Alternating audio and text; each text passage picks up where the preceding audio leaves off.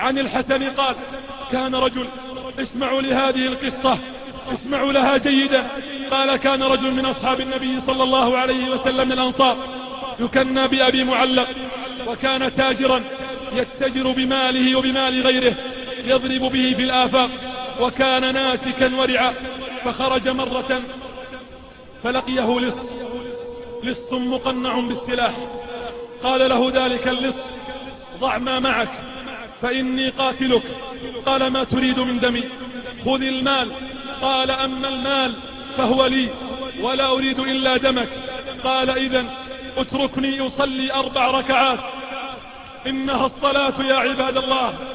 قال: اتركني أصلي 4 ركعات. قال: صلي ما بدا لك.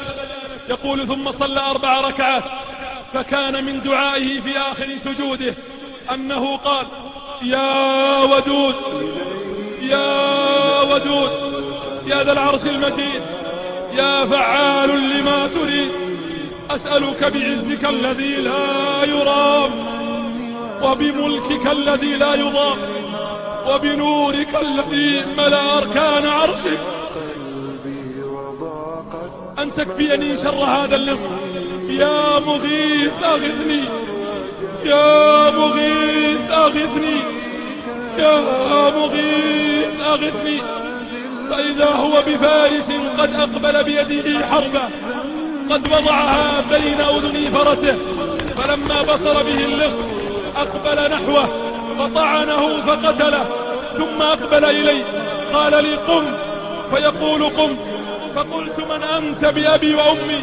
فقد أغاثني الله بك اليوم. فقال: أنا ملك من أهل السماء الرابعة. يقول: أنا ملك من أهل السماء الرابعة، دعوت بدعائك الأول وسمعت لأبواب السماء قعقعة.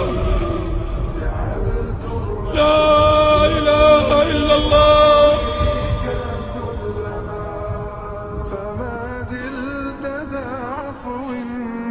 يقول: دعوت بدعائك الأول وسمعت لأبواب السماء قعقعة،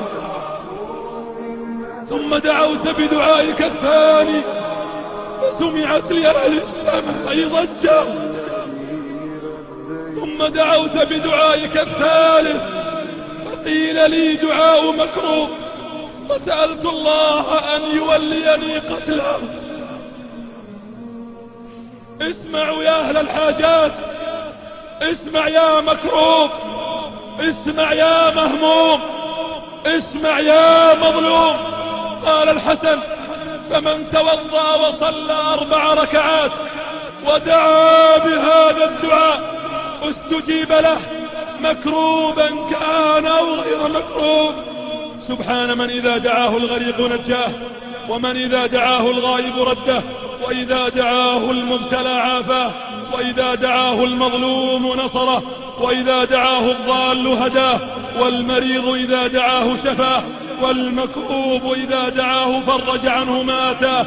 ليتنا ندعو الله كثيرا، ليت ضعفنا يتصل بقوته وفقرنا غرباء ولغير الله لا نحمي الجبال، غرباء وارتضيناها شعارا في الحياة، غرباء ولغير الله لا نحمي الجبال، غرباء وارتضيناها شعارا للحياة.